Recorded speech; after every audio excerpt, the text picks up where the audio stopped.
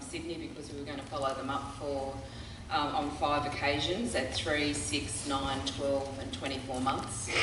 And they needed to have a severe TBI and they needed to be out of post-traumatic amnesia for us to recruit them into the study. And so the assessment battery that these people received was a combined communication and neuropsychological assessment. It could take anything up to 4 or 5 hours to do it. As you can see, there were measures of aphasia, dysarthria, naming, and I was also interested in some more participation measures and activity measures, so looking at how the person perceived their communication and how their relative did using the LCQ. We used a measure called the Sydney Psychosocial Reintegration Scale, which I recommend highly to you. It's 12 items, it takes 10 minutes to do, and it gives you a snapshot of somebody's psychosocial functioning. It's freely downloadable on Robin Tate is the chief author. She's got it up there. It's easy. You can just download it and do it. It's a brilliant assessment.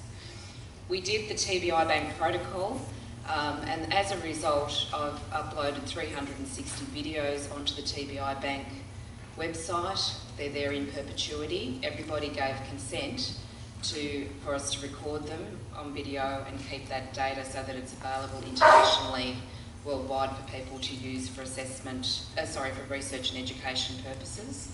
And we also recorded conversations between the person with brain injury and their significant other at all those time points. A lot of data. There's a lot of data here.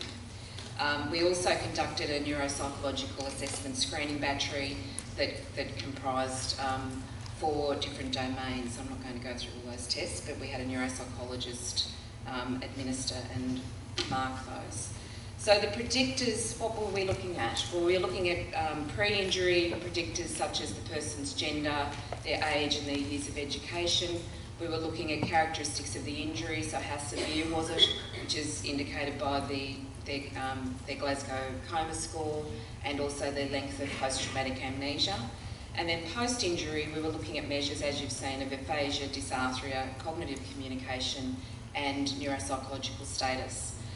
The outcomes, there were 3 main sets of outcomes I'm going to show you today in the short time I have, and they are how the significant other perceived the person with brain injury's communication at 2 years. Secondly, the psychosocial functioning as reported on the Sydney Psychosocial Reintegration Scale by the self and the other. And we also, what I was most interested in, for any of you who know me, was what are their conversations like at 2 years? And can we predict what their conversations are going to be like? Because we had so much data, and I'm not going to go through the stats, but we had to do these complex things to reduce the data to these indices, communication indices, using principal component analysis. So they were data-driven indices, and I'm not going to go through those. Just descriptively, of the people that we had in the study, we had 46 men and 11 women. They were ranged in age from 16 up to 66.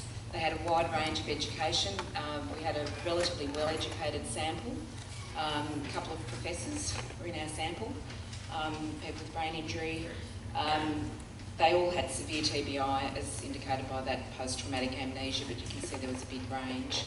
At post-injury, when we assessed them at 3 months, 83% scored as having a dysarthric impairment on the French dysarthria assessment, which surprised me.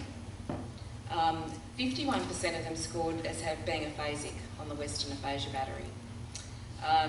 And we had 66% of them had impaired processing speed, but only 26% had executive functioning impairments, which was also interesting given the severity of these people's injuries.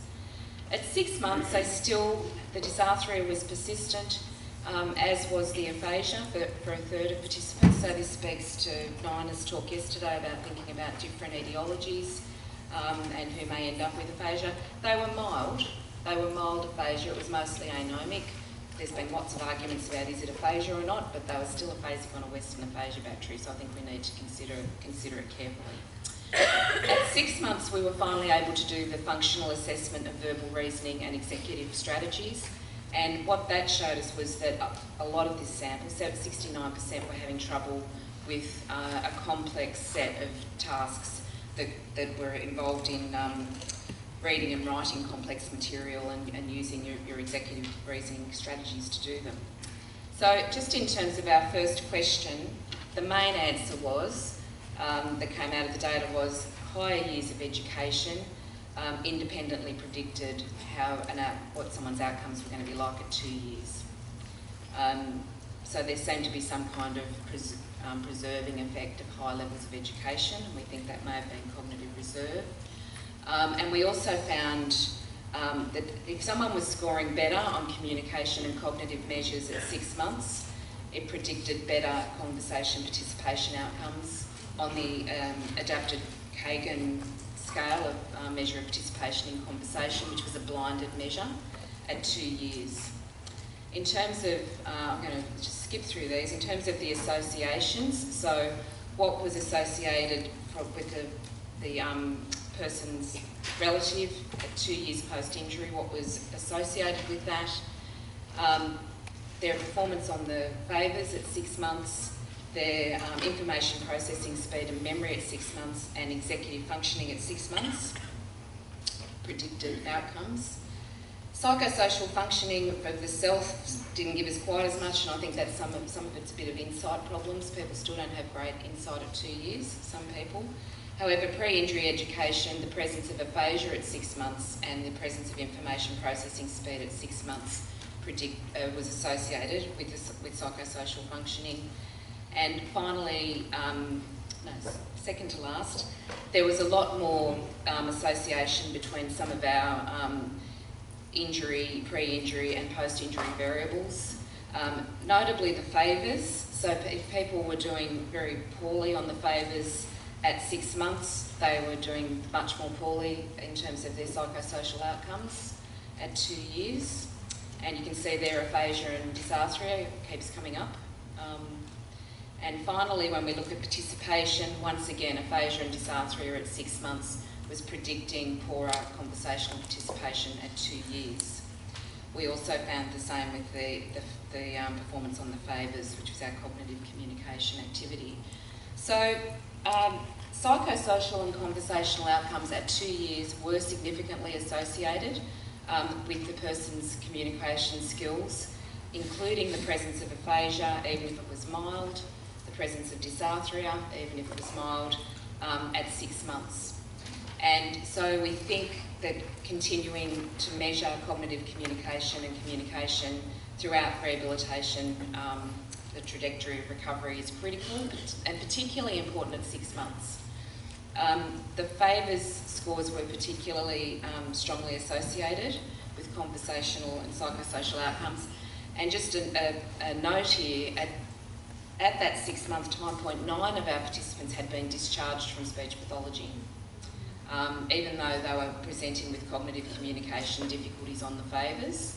And this means that they hadn't been diagnosed appropriately, they weren't getting treatment, and I would hesitate to say that they may have poorer outcomes because of that.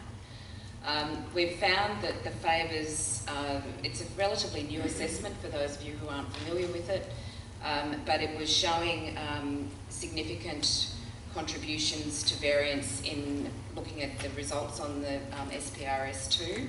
So that is, favours scores were significantly related to vocational outcomes, so whether people were going back to work or not, and social relationship outcomes, such as how the person was getting on with their close partner. And I'm going to skip over this and just say, as I've got time, the years of education I think could be a protective factor, but these confirmed associations between many of these features along the way and the outcomes at 2 years suggests to me that we need to have ongoing speech pathology participation and follow-up at least up until 2 years, I think anecdotally beyond that, but this is speaking to my data. And I really think we also need to look at further study to look at the impact of when we should be doing rehabilitation, which links closely to what Erin was saying earlier, that, you know, when is the best time to do that? That's not what this study was about, but it certainly makes me think about it. And I think that is it. Thank you very much.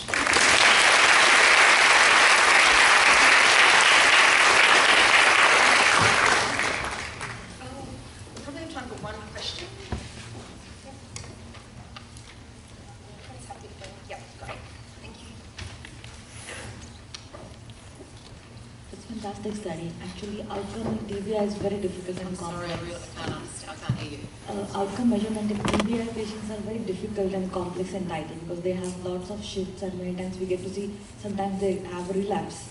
So I wanted to ask you, have you tried checking the pharmacological aspects do associate with the TBI outcome with the mood elevators, modafinil, because they are the one which are actually given to many of the mild to moderate TBIs. They come with a lot of frontal dissociations and so psychoactive aspects and the cognitive and communicative aspects. And Sorry, I didn't quite get all your question. I'm having trouble hearing you with your the microphone. Sorry, my accent. Can anybody rephrase for me? Sorry, Sarah. Medication. Oh. The mood. Oh, sorry. Okay. Yes, that would certainly be a factor. The issue for the participants we saw were that they were all attending the 3 main brain injury units in Sydney. I think that would have been relatively controlled over time, but that's certainly a feature to be thinking about is the meds and their mood, definitely. Thank you. Thank you.